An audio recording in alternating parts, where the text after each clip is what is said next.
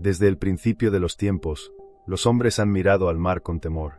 No por las olas, no por las tormentas, sino por lo que saben, en lo más profundo de su instinto, que habita debajo. Una criatura tan antigua como el caos mismo. Una bestia que los textos más sagrados del mundo se atrevieron a nombrar, pero nunca pudieron describir del todo. Su nombre resuena como un trueno en las aguas oscuras. Leviatán. En el libro de Job, capítulo 41, Dios mismo le habla a Job desde el torbellino y le hace una pregunta que ningún ser humano podría responder con valentía. ¿Puedes tú sacar al Leviatán con anzuelo, o sujetar su lengua con una cuerda? Y no es una pregunta retórica de desafío ordinario. Es una advertencia. Es Dios diciéndole al hombre más justo de la tierra: hay cosas en este mundo que están completamente fuera de tu alcance. Hay fuerzas que yo mismo creé y que ninguna mente humana puede comprender. El capítulo 41 de Job es el pasaje más extenso y detallado sobre el Leviatán en toda la Biblia, y cada versículo es más aterrador que el anterior. Se describe a esta criatura con escamas que son tan compactas entre sí que ni el aire puede pasar entre ellas. Sus ojos son como los rayos del amanecer. De su boca salen antorchas encendidas. De sus fosas nasales sale humo como de una olla hirviendo. Su aliento enciende carbones, y de su boca sale llama. Su corazón es duro como una piedra, duro como la piedra inferior del molino. Pero quizás el versículo más escalofriante de todos es el 41, 33 y 34, donde se declara: no hay sobre la tierra quien se le parezca, es hecho sin temor alguno. Menosprecia toda cosa alta, es rey sobre todos los soberbios. No hay sobre la tierra quien se le parezca, rey sobre todos los soberbios. Estas no son las palabras que usarías para describir un cocodrilo grande o una ballena inusual, como algunos eruditos modernos han intentado argumentar torpemente. Estas son las palabras reservadas para algo completamente único en la creación. Pero la Biblia no es el único texto antiguo que habla de esta entidad. Mucho antes del libro de Job, en las antiguas tablas de arcilla de Ugarit, civilización que floreció en lo que hoy es Siria unos 1400 años antes de Cristo, encontramos registros del dios Baal enfrentándose a una serpiente retorcida de 7 cabezas que vivía en el mar. La llamaban Lotan. Los eruditos han establecido la conexión lingüística y mitológica entre Lotan y Leviatán sin ninguna duda.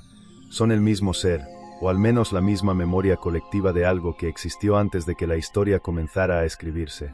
En los textos ugaríticos, Lotan no es simplemente un monstruo. Es la encarnación del caos primordial. Es la fuerza que se opone al orden cósmico. Es lo que existía antes de que el universo fuera organizado, la oscuridad amorfa que no quiere ser gobernada, que no quiere obedecer ninguna ley natural. En la mitología babilónica encontramos a su equivalente en Tiamat, el dragón del mar salado, la madre del caos primigenio, cuyo cuerpo fue dividido por el dios Marduk para crear el cielo y la tierra. Pero incluso dividida, incluso derrotada, Tiamat no fue destruida. Fue transformada. Y aquí está la clave de todo. El Leviatán, en casi todas sus apariciones a través de las culturas, nunca es destruido permanentemente. Es sometido, es encadenado, es empujado hacia las profundidades, pero nunca eliminado. En el Salmo 74, David escribe una de las oraciones más crípticas de las Escrituras: tú dividiste el mar con tu poder, quebrantaste cabezas de monstruos en las aguas. Aplastaste las cabezas del Leviatán, lo diste por comida a los moradores del desierto. Aquí aparece un elemento que hace que los investigadores y teólogos hayan debatido durante siglos. El Leviatán tiene múltiples cabezas. Esta imagen de un dragón o serpiente policéfala conecta directamente con el Lotan ugarítico de 7 cabezas, con la hidra griega, con el dragón de 7 cabezas del Apocalipsis, y con decenas de tradiciones mitológicas alrededor del mundo que invariablemente describen al gran mal acuático con múltiples cabezas. ¿Por qué todas las culturas, sin haber tenido contacto entre sí, describieron al mismo ser con las mismas características? ¿Por qué una serpiente marina, de múltiples cabezas, que escupe fuego, que vive en las profundidades del océano y que representa el caos absoluto, aparece en Mesopotamia, en Canaán, en Grecia, en el lejano oriente, entre los mayas y en las tradiciones nórdicas con Jormungandr, la serpiente del mundo? La respuesta oficial es que son mitos paralelos generados por la psicología colectiva del ser humano. Pero hay otra respuesta, una más antigua, una que los textos mismos sugieren, que todos la vieron, que todos la conocieron, que en algún momento de la historia primitiva de la humanidad, el Leviatán no estaba oculto.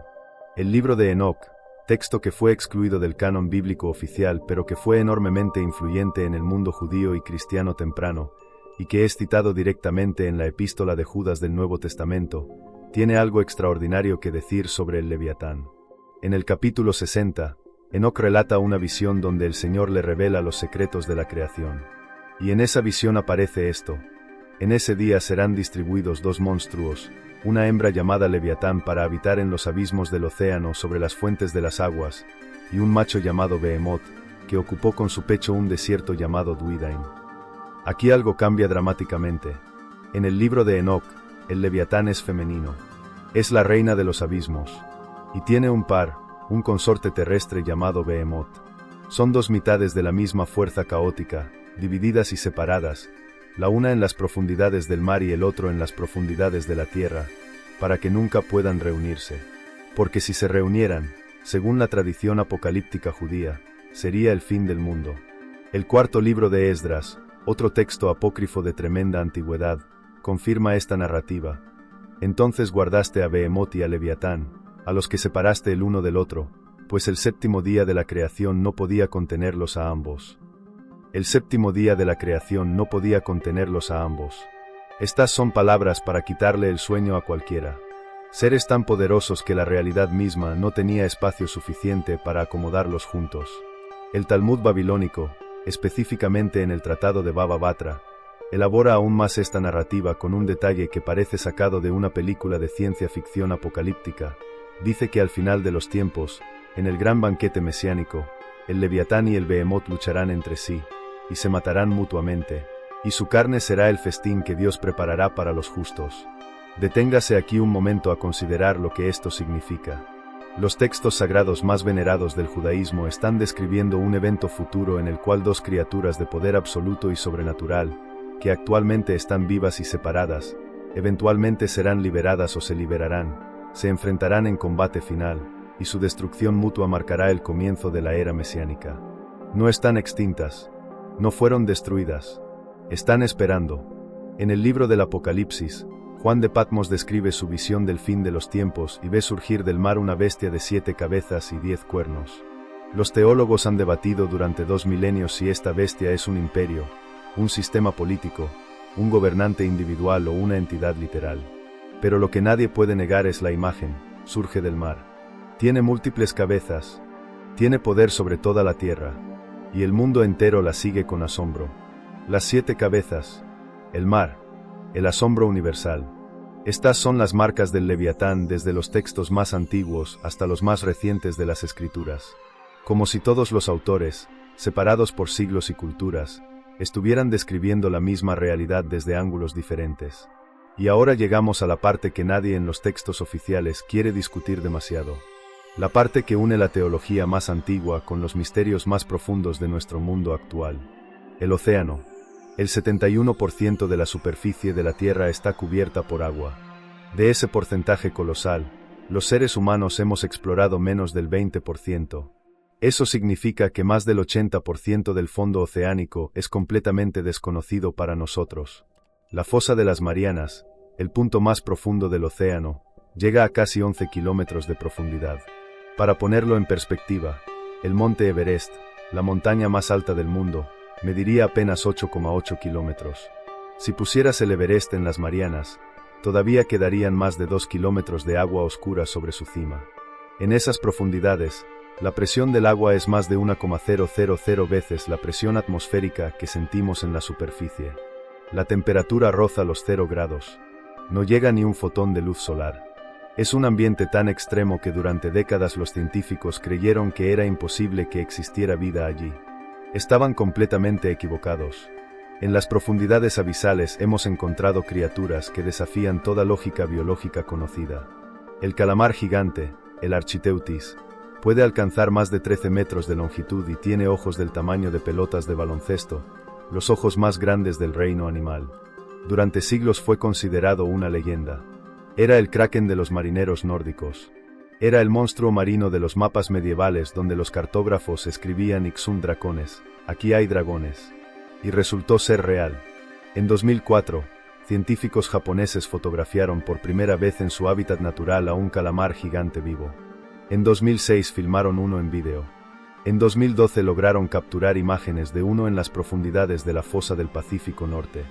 Una criatura que considerábamos mitológica resultó ser completamente real y estar viviendo en los abismos del océano. ¿Cuántas otras criaturas consideradas mitológicas están haciendo exactamente lo mismo? En 1997, los hidrófonos de la NOAA, la Agencia Oceánica y Atmosférica de los Estados Unidos, captaron algo en el Océano Pacífico Sur que inmediatamente fue clasificado y que generó años de debate dentro de la comunidad científica. Era un sonido de extraordinaria intensidad y de frecuencia ultra baja. Un sonido tan poderoso que fue detectado por micrófonos separados entre sí por más de 5,000 kilómetros. Lo llamaron The Blob. Los científicos de la NOAA dijeron públicamente que el patrón del sonido era consistente con una fuente orgánica biológica, es decir, que algo vivo lo produjo. Pero añadieron que ningún animal conocido era capaz de producir un sonido de esa magnitud. Para que un ser vivo produjera ese sonido, tendría que ser varias veces más grande que el animal más grande que ha existido en la historia de la Tierra. Más grande que la ballena azul. Más grande que cualquier dinosaurio marino conocido. Años después, la NOAA ofreció una explicación alternativa, que el sonido fue producido por el crujimiento de iceberg. Muchos investigadores independientes rechazaron esa explicación señalando inconsistencias en la frecuencia y el patrón del sonido. Pero la explicación oficial quedó establecida, y el tema fue gradualmente sacado del discurso público. Lo que no se discutió públicamente fue que el origen del sonido fue triangulado hacia una región específica del Pacífico Sur, a unas coordenadas que están ominosa e inexplicablemente cerca de las ruinas submarinas que algunos investigadores han identificado en esa región. Coordenadas que, para los que conocen la literatura de H. P. Lovecraft, suenan siniestramente familiares. El escritor describió la ciudad sumergida de Errelie, hogar del dios durmiente Cthulhu, en prácticamente las mismas coordenadas del Pacífico Sur décadas antes de que el sonido fuera captado. Y aunque Lovecraft es considerado ficción, él mismo afirmaba que sus historias eran inspiradas por sueños y visiones que no podía explicar racionalmente. Es posible que Lovecraft, como muchos artistas y escritores a lo largo de la historia, estuviera canalizando una memoria colectiva profundísima sobre algo real, pero dejemos la especulación literaria y volvamos a los hechos. En el año 2012, un equipo de investigadores de la Universidad de California publicó un estudio que registraba sonidos inexplicables en las fosas oceánicas del Pacífico. Sonidos que no correspondían a ningún patrón sísmico, ningún animal catalogado, ningún fenómeno oceánico conocido. Sonidos periódicos, casi rítmicos, que algunos de los investigadores describieron en sus notas personales, jamás en los papers oficiales, como similares a una respiración. Una respiración. ¿Qué clase de ser, de un tamaño inimaginable, podría estar respirando en los abismos del Océano Pacífico? Los textos sagrados de múltiples culturas describen al Leviatán como un ser que nunca duerme completamente. El libro de Job lo describe moviéndose en las profundidades, despertando corrientes, agitando el abismo como si fuera un pote de ungüento. La tradición apocalíptica judía lo describe como un ser que está esperando, latente pero vivo, en las profundidades del gran océano, hasta el día final. Si combinamos lo que los textos antiguos describen con lo que los oceanógrafos admiten que no conocemos sobre el 80% del fondo oceánico, la pregunta ya no es tan absurda como parece a primera vista. ¿Qué garantía real tenemos de que no hay algo extraordinariamente grande viviendo en las profundidades más inaccesibles del planeta? Los textos más antiguos de la humanidad, escritos por culturas que no tenían contacto entre sí, con lenguajes diferentes, con cosmologías diferentes, con dioses diferentes, llegaron todos al mismo punto: hay algo en el océano. Algo que precede a la humanidad. Algo que fue aquí antes que nosotros y que estará aquí después. Algo que duerme en las profundidades más oscuras, custodiado por la presión aplastante y la oscuridad absoluta de los abismos que el 80% de nuestra tecnología oceanográfica no ha podido alcanzar todavía. Dios le preguntó a Job: ¿puedes tú sacar al Leviatán con anzuelo? La respuesta, en tiempos de Job, era obviamente no. La respuesta hoy, a pesar de todos nuestros satélites y submarinos y tecnología, sigue siendo no. Y quizás eso, precisamente eso, es lo que debería quitarnos el sueño. Porque si no podemos sacarlo con anzuelo, tampoco podemos evitar que salga por su propia voluntad. El océano sigue siendo oscuro. El abismo sigue siendo profundo. Y en algún lugar entre los 11 kilómetros de agua negra y helada, algo tan antiguo como el caos mismo sigue respirando. Esperando. ¿Quién puede abrir las puertas de su rostro? La gloria de sus dientes es terrible. Job 41, 14. Si el video te ha gustado, nos ayudarías mucho dejándonos tu like. Suscríbete si es tu primera vez aquí, así no te perderás futuros videos similares. Sin más, hasta el próximo video.